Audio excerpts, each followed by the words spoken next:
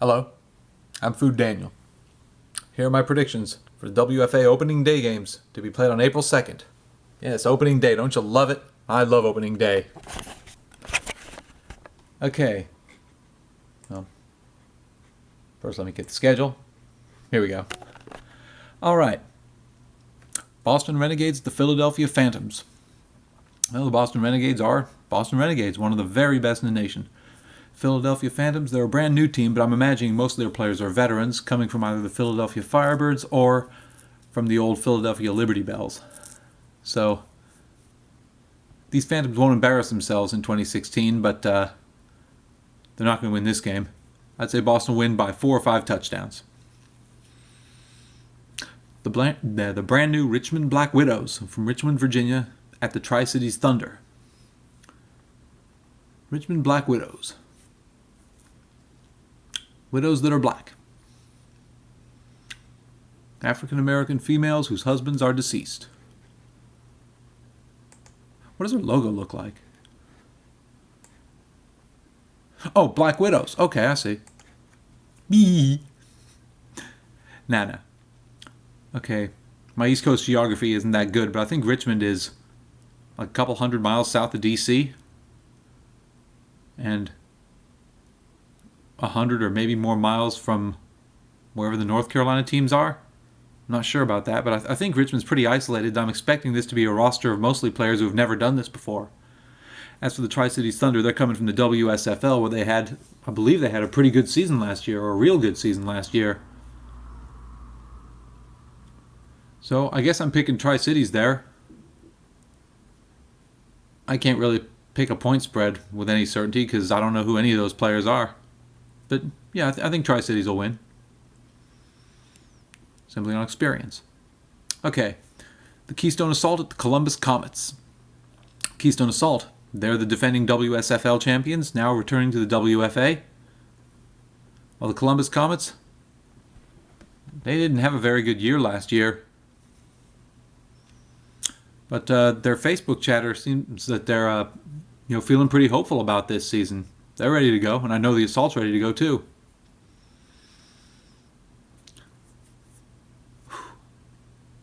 And while the Assault did dominate the WSFL, as everybody knows, that doesn't say anything about how they'll do in the WFA. And the Comets, these aren't the same Comets that went to the WFA championship game in 2010, and a lot of their big guns are no longer there. Kim Kless, Joanna Gardner, they're not there anymore. So this will be difficult. This is a hard one to pick.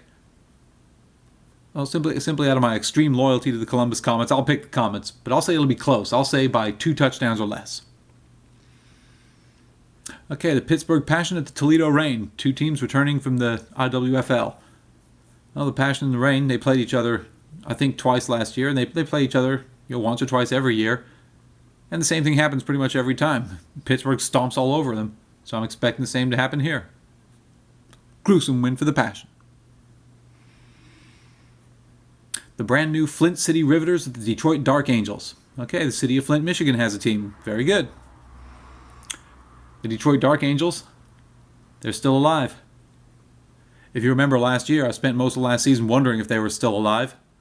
And when I met several of the Dark Angels ladies at the All-Star game, they let me know how unhappy they were that I didn't think they were still alive. Nice ladies, though. I root for them. And since they're playing a brand new team, I expect Detroit will win this one with no trouble. I'll say 4 or 5 touchdowns. Detroit will win. Chicago Force at the West Michigan Mayhem. West Michigan Mayhem. Another bunch of ladies who were very charming at All-Star Game weekend. If you can see there's my drumhead that everybody signed. That little gray star in the bottom of their logo. All the Mayhem players, they bagsied that, and a nice display of strategic tandem autograph signing. Charming. But the Chicago Force, one of the best in the league. And I don't expect that changing. So I'll say the Force by 3 or 4 touchdowns. Mayhem will have a good season, but when you have the Force on the roster, you ain't going to go undefeated. Yeah, Force will win. Okay, here's an interesting one. The Indy Crash to Cleveland Fusion. Okay, the Indy Crash are a good, solid, first round playoff team, maybe second round. While the Cleveland Fusion, they're definitely a first round playoff team, second round, maybe even third round.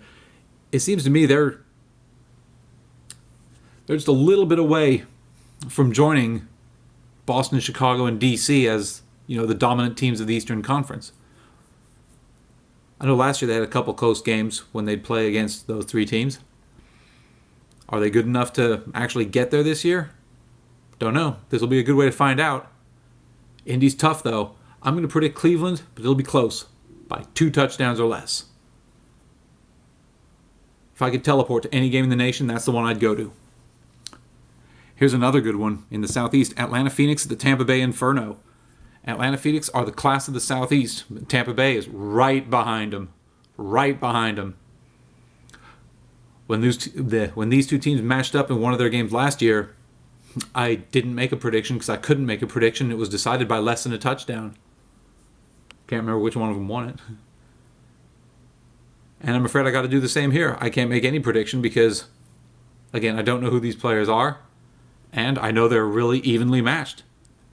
I will predict it'll be decided by 10 points or less, though. I can't pick a winner here, but I'll say it'll be by 10 points or less.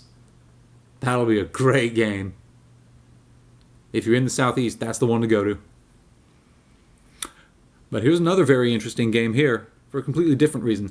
The Huntsville Tigers at the Alabama Fire. The Huntsville Tigers joining the WFA from the WSFL. The Huntsville, they're a team that's, done league hopping for a few years. Now in the WFA. While the Alabama Fire, this is a brand new team in Birmingham. So these two teams, Huntsville, Alabama, and Birmingham, Alabama, the Alabama Fire, this is the battle for Alabama. Yes, indeed. Hype it up that way. Promote it. Catch the spirit, Alabama folks. Now, going back to 2009 when I first got into women's football, I couldn't believe that there was no team in Birmingham. And I wondered, why is that? Because I suspected, put a team in Birmingham, it'll draw well. Thanks to the Alabama Fire, we now get to find out. If the team is reasonably well run and reasonably well promoted, I think they're going to draw very impressively. Now, I know in 2012, I remember seeing that the average league-wide attendance in the WFA is about 300 fans per game. I don't know if that's still true or not, but let's assume for a moment it is. If the average attendance for the WFA games is 300 a game, I'm going to predict the Alabama Fire will average over 400 fans a game. Barring lousy weather or whatever. I feel very strongly a team in Birmingham, if promoted properly, reasonably well, will draw real well. I think so. We'll find out. If anybody's at that game, take some pictures of the crowd. I want to see if I'm right. Okay, still in the Southeast, the Orlando Anarchy at the Jacksonville Dixie Blues. The Orlando Anarchy, they almost died last year. I think they only played like 2 or 3 games and the rest were all forfeits. While the Jacksonville Dixie Blues, they're not the unstoppable 8-0 team that they used to be, but they'll still win a few games, yes. So, Jacksonville is dusting itself off while Orlando is digging itself up. I expect Jacksonville to win this game, probably by 3 or 4 touchdowns. Hope I'm wrong, though. I met the Orlando owner, Melinda Sparks, at the All-Star Weekend, and she was a very nice lady, yes. Oh, and I didn't predict anything for Huntsville and versus Alabama. I'm guessing I'm predicting Huntsville for that one simply because they're an experienced roster, while Alabama Fire, I'm assuming the Alabama Fire have a bunch of ladies who've never done this before. I'll predict Huntsville, but not by too much. I'll say by 2 or 3 touchdowns. There you go. Okay, let's go to the Midwest now. Okay, Minnesota Machine at the Kansas City Titans. I understand the Machine have folded, so this game is already a forfeit. If I'm mistaken, by all means correct me. But even if it wasn't, I'd still expect the Titans to win. The Titans, they're a top shelf team. So there you go. St. Louis Slam at the Derby City Dynamite. St. Louis is an excellent team as well. Playing against, a good solid Derby City team. But last year Derby City wasn't in the same league as the Slam. And, they might get there this year. When they do, I'll say so. But until then, I'll predict the Slam to win this. I'll say by 3 or 4 touchdowns. Okay, in Texas, the Houston Power at the Dallas Elite. I have no idea what the Houston Power have been up to during this offseason, but it really doesn't matter against the Dallas Elite. With the exception of next week's game, get used to me saying this all season long. Gruesome win for Dallas. Gruesome. Yes, the Dallas ladies are rabid over not winning the championship game last year. They want it this year. They are absolutely out of their minds to win it this year. And again, with the exception of next week's game, they are going to absolutely buzzsaw through everybody all season long and deep into the playoffs as well. I'll predict right now, Dallas is going to win the Western Conference. Yes. Okay, still in Texas. The Arlington Impact at the Austin Outlaws. The Arlington Impact, despite sharing a market with Dallas, they're still a very tough team in their own right. Very tough team. I think they were a first-round playoff team last year. While the Austin Outlaws, they lost almost their entire roster to the IWFL's Austin team. But these Outlaws, they do still exist. They've had a constant Facebook presence to let everybody know they're still alive and they're ready to go. But I don't see him beating Arlington. I think Arlington will win this one, and I think this will be a gruesome win for Arlington. Gruesome. Okay. Hey. Oh, there we go. Okay. Another game, I'm not sure if it's going to happen. The East Texas Crusaders, brand new team, versus the Acadiana Zydeco. I can find no web presence at all for the East Texas Crusaders. In fact, even the WFA page doesn't have any information on them, so I'm assuming that they're not able to take the field. Again, if I'm mistaken, say so. But even if they do, I predict the Zydeco to win this. The Zydeco, this isn't the same Zydeco that I fell in love with back in 2010 where they lost all their games. This is a team they'll win about as often or more often than not. This is a good Zydeco team. I wish the best for Mia Ben and company, and Takesha Lewis, and all those ladies. Yes. Okay, let's go to the Northwest. All right, finally we're in territory that I'm familiar with because I've actually seen these teams. Here we go. The Tacoma Trauma at the South Oregon Lady Renegades. South Oregon Lady Renegades. That's a brand new team in Medford, Oregon. If you're not familiar with Oregon geography, Medford is in the southwestern portion of Oregon. It's about 200 miles south of Portland, about 200 miles north of Sacramento. Population I think the population is like about 100, 150,000. So it's a small town by WFA standards. It's a small town, and it's an isolated town. So if this team is going to play, it's probably a roster of almost entirely ladies who have never done this before. But right about early February this year, their online presence just vanished entirely. Their Facebook page, they stopped updating it altogether. That's not good for a brand new team going into opening day, so I have to assume that they're not going to be taking the field. I hope I'm wrong because I'd like to go to a game in Medford. It's only about a 5-hour drive from me. But for this game, even if it does get played, Tacoma will win it easily. Tacoma coming off of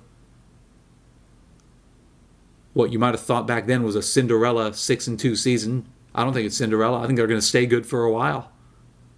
Yeah, Tacoma would have won this one anyway. And if it does happen, they'll win. Yeah. Okay, Everett Rain at the Seattle Majestics. The Everett Rain, they're a good, solid team. They'll probably come out either 500 or a little above 500 against the Seattle Majestics, who are the class of the Northwest. I easily expect an undefeated season for them this year. 8-0, no sweat. I predict Seattle will win this game by 3 or 4 touchdowns.